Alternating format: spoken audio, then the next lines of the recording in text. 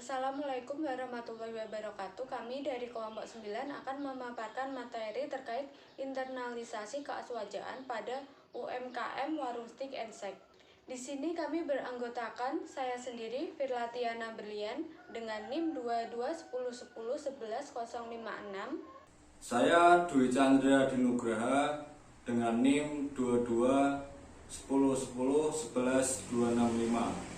Saya Fajia Auliana Lailatul Casani, NIM 2210111204. Dan saya Nadira Huwatun Najla dengan NIM 2210111159. Di sini saya akan menjelaskan mengenai konsep keaswajaan. Sebelum itu, keaswajaan atau Ahlus Sunnah wal Jamaah adalah metode pemahaman dan pengamalan agama Islam yang berlandaskan pada Al-Quran, As-Sunnah, Ijma', dan Qiyas. Keaswajaan menekankan pada sikap moderat, toleran, dan seimbang dalam beragama dan bermasyarakat.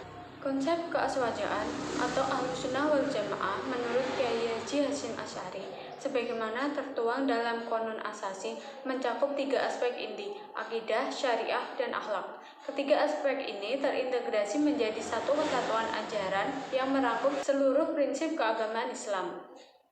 Selanjutnya, nilai-nilai keaswajaan. Nilai-nilai keaswajaan yang didasarkan pada 3 sumber dasar keagamaan Ahlus Sunnah wal Jamaah membentuk sikap yang fleksibel dalam menghadapi perubahan.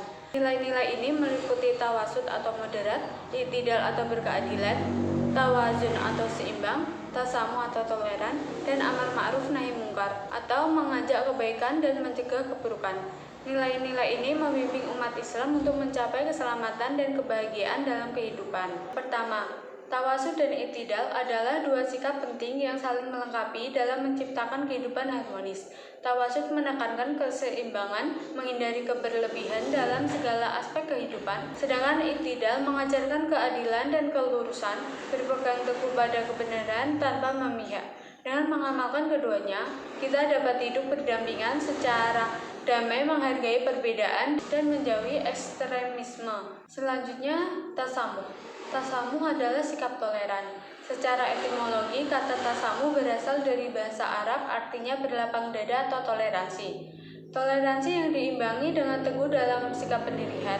Maka dengan demikian perihal tersebut dapat dipahami bahwasannya tasamuh mengajarkan kita tentang toleransi beragama antar umat beragama.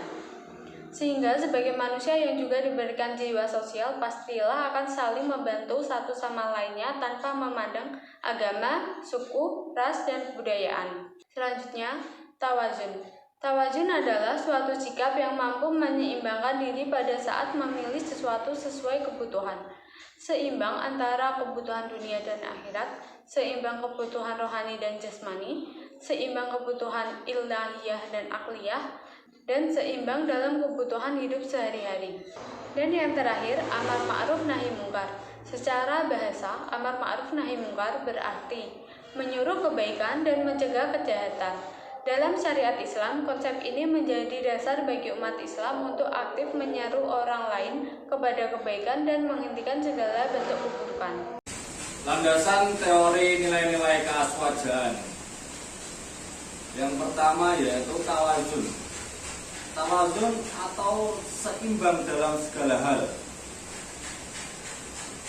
Tawazun termasuk dalam penggunaan dalil akli, dalil yang bersumber dari akal dan pikiran rasional, dan dalil naqli yang bersumber dari Al-Quran dan hadis.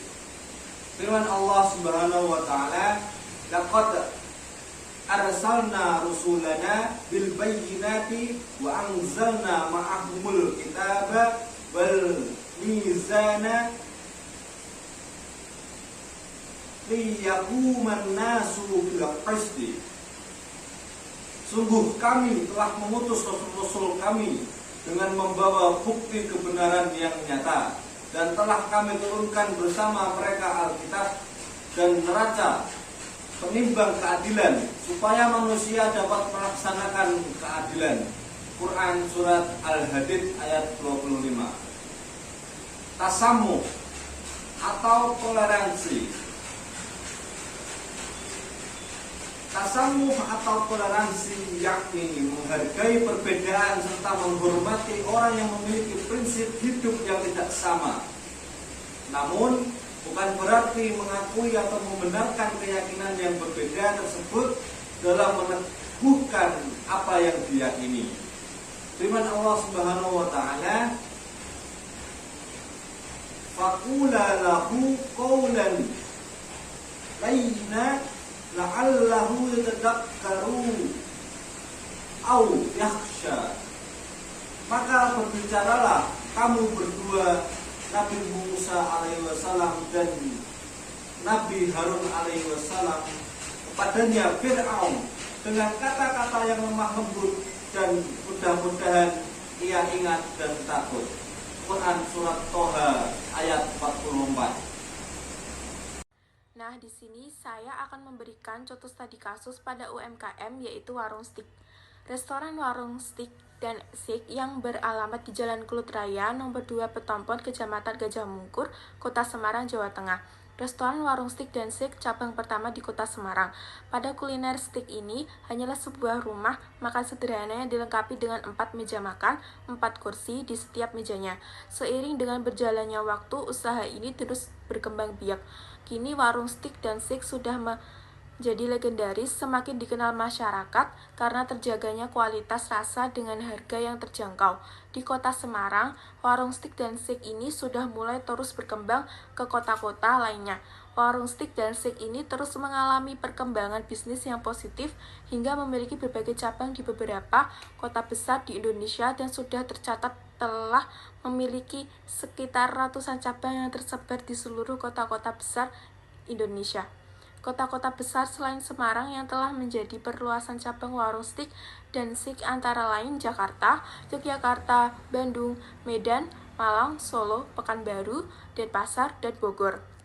Warung stik dan sik di Semarang sudah memiliki 8 cabang, yang pertama kalinya yaitu di daerah Jalan Kelut Raya nomor 2 Gajah Mungkur.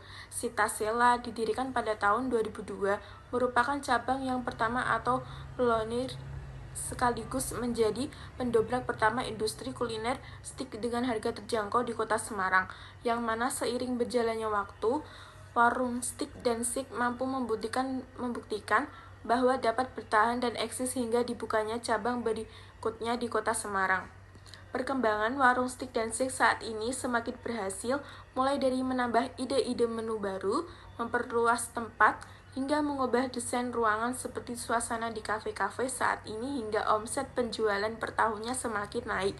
Kini, warung stik dan sik juga meraih beberapa penghargaan, yaitu Top Digital Public Relations Index, Top Brand Awards 2022, rekor muri, dan mempunyai sertifikat halal MUI. Dengan adanya penghargaan dan sertifikat tersebut, kenyamanan dan rasa aman pelanggan saat makan di outlet warung stik dan sik adalah hal yang begitu penting. Termasuk saat mengkonsumsi produk, konsumen mendapat jaminan bahwa produk yang dijual halal. Selain itu, juga didukung dengan penerapan yang ketat mengenai standar keamanan dan kualitas produk. Di sini saya akan menjelaskan mengenai pengambilan keputusan dalam usaha warung stik dan dengan internalisasi keaswajaan.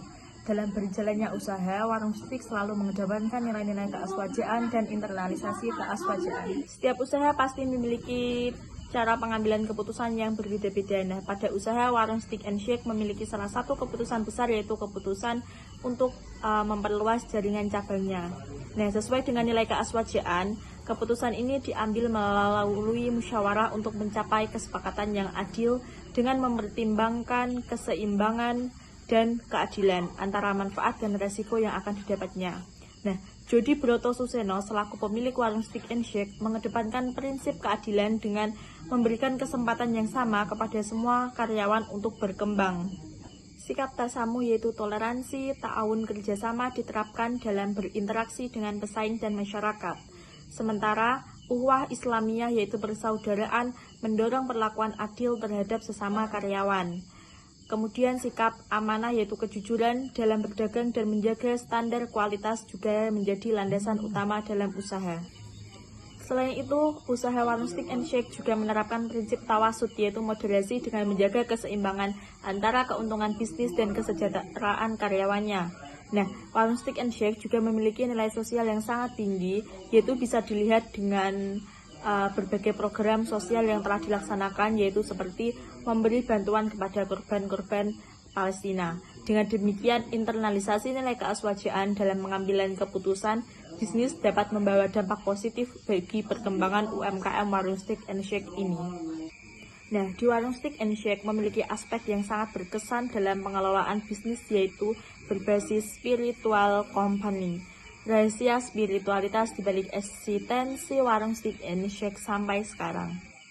Meskipun secara umum cara pendekatan spiritual company di sana relatif sama, yakni mengedepankan nilai-nilai luhur spiritual dalam segenap aktivitas pengelolaan bisnisnya, akan tetapi selalu ada kekhasan tersendiri yang bisa kita jumpai pada praktiknya di masing-masing perusahaan. Ada rahasia spiritualitas yang menjiwainya. Tidak terkecuali dengan warung Steak and Shake yang ternyata memiliki sisi keunikan saat mengusung konsep spiritual company dalam menjalankan roda bisnisnya. Saya menangkap setidaknya ada 3 hal yang melandasi berjalannya spiritual company di warung Steak and Shake, yaitu doa, sedekah, dan dakwah, ucap pemilik warung steak yaitu Jody Brono Suseno.